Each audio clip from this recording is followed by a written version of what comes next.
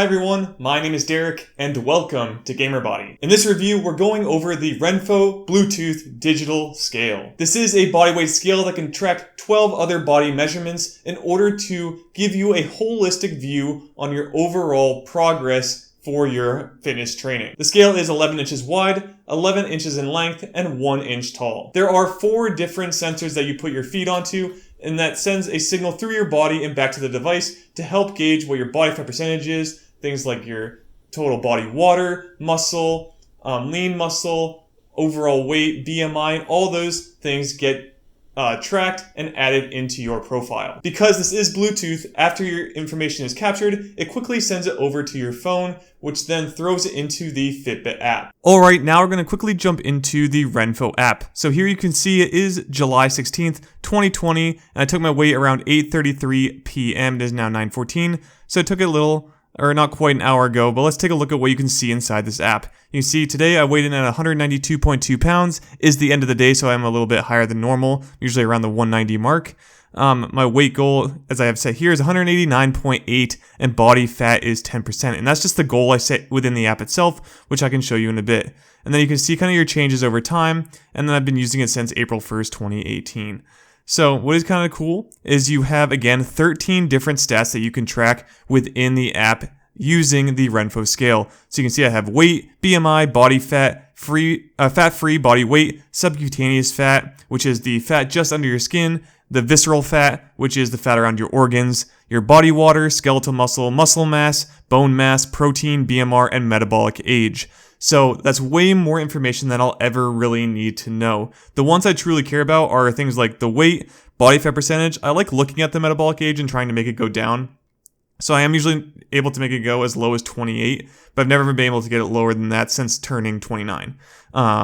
But other things I like to look at are like the body fat percentage, which is a little higher today. But just know I've had it as low as like 14.7 and stuff like that. But those are the stats that I primarily look at. The other ones are kind of good to have in there, just in case you want to look at it, but I don't really look at them all that often.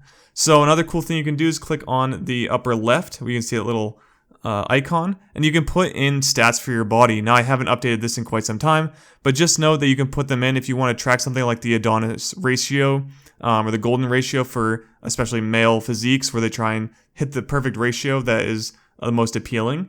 But just know that is available to you. So some other things you can do is track your trends over time, which is pretty cool. So you can see that I've weighed in over here. You can see I went from like 190 all the way down to 186 not too long ago. So you can actually click on it and see the date. So 7/14 to 2020. So 2 days ago, I weighed in 4 pounds less. So that's where you can tell where I kind of fluctuate quite a lot. And then these dots show where I actually did take my information. Some days more than others. So I like to take it multiple times just to see if it always rings true the same each time I take it. But just know you can see the information there. And today is the 16th. I took it 3 times. They all came in the exact same. So that's kind of cool. But let's go back. So we have trends for that. You can see your BMI trends over time, your body fat, fat-free weight. Again, all those stats are then tracked for you in graph form over time, which is really, really cool. And then you get based on week, month, and year. And then circumference, which I've never really looked at, but it is there for you to go through. So again, there's so much information here that I don't really even need. For the most part, I'm just looking at my normal weight and body fat percentage and seeing what the graph looks like. But it is kind of cool that you get that in the app. You also have this Discover tab, which is more of just getting their products, which is pretty dumb in my opinion. I don't care for that. And then we have My Account. So you can see I have both mine and my wife's account. She hasn't used it since December of 2017, so it's been a long time since she's actually had it synced to her phone. But you have things like FAQ, your help. You can also edit your own profile. So if I click into this, actually, let's go back. Well, actually, I left the app by accident, so we go back into RENPHO. And let's go back to my account. So if we click edit up at the top, you can see I have it set to male. My name has my birthday, which I'm going to edit out. Height at 5'11", and athlete mode. So you can have athlete or just standard modes. I have it on athlete mode because I do work out multiple times a week, and I am decently active outside of my work, so that is set to athlete mode. Now, if you're someone who basically sits all day long and you're just tracking this really just for your weight and stats, you're probably going to set it to something like just the standard mode. But let's go back. So then you can also add a new member. So again, you can have up to 8 members in the app being tracked at once. And then you can also change other settings. So if we go to settings, there's tons of things in here. So we can change the color of the background, We can set new goals for ourselves. So I set to 180 pounds at 10%, which is pretty hard for me to get to. But it's a goal I've set for myself. You can change the units that you're using. So like kilograms, pounds, all of the information. Length units as well. We can do things like the measurement sounds that come through, which I don't actually do. Bluetooth anomaly detections. Things like Google Fit syncing, Fitbit, which I do have set. So this is syncing to my Fitbit, which I'll show in a minute.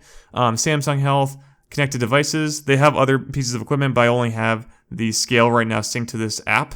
You can get lock password, inbox settings, video tutorials, customer service hotline, languages you can pick, and about, delete your account if you want, and all of the information logging out, and all of that good stuff. So there's a lot of things you can do in this app, way more than I'll ever actually need, but it is pretty cool in the end. And of course, you can manually input things, device management, share your information on social media, whatever you want to do. It's all in this app. So this is a quick overview of what the app entails, and it is the big part or reason why I actually use this a lot of the time.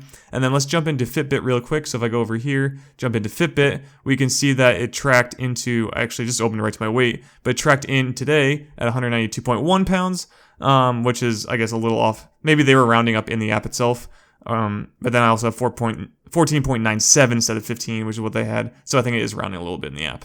And that's today. So that is pretty cool. You can see all the other ones I've tracked in here as well. And then this is my Fitbit account. So it is syncing over there. So this is just a little bit into the app of what you can see. I wanted to show you what you can do with the app overall. For current purchase information, I wasn't able to find my receipt as I thought I bought it from Amazon, but for some reason I went through all of my history and could not find this device on my Amazon account. However, I took a look at the review I did a year ago, and at the time this device was $27.99. Since then, the price has jumped up to $34.99. Not too big a jump, but it is going up in price rather than down, and it does have quite a few ratings now, which is pretty cool to see, as a lot more people are buying it. With that said, let's take a look at my pros and cons list. Coming in at number 1, we have that the RENPHO scale is very simple to use. After the initial setup, all you need to do is stand on the device, put your phone in the RENPHO app mode, and in about 10 to 15 seconds, the scale will capture the information and send it to the Fitbit app. My next pro is that I think this is a fair price for what this device can bring to you. While again, maybe like the body fat percentage isn't 100% accurate, it gives you a great number to work off of and improve upon over time. My next pro, and probably the greatest part of the device itself, is the app. As everything is captured and sent to this app, you can also see trends, and it graphs it all out for you, which is really cool. And this is for every single stat that's captured. It does graph it out for you so you can see your progress if you're going in the correct or wrong direction. This scale can support up to 396 pounds according to the Amazon sales page, which is pretty good. If you weigh over this, I would just start going out and moving more in order to burn off additional calories until you can get under that weight limit before even deciding to purchase the scale. But if you're under that like me, coming in at around 185 to 190 pounds, this is well within that limit. My last pro is that you can support up to 8 total users on it. What it does is it tries to each time calculate who is standing on it based on your body stats and your weight.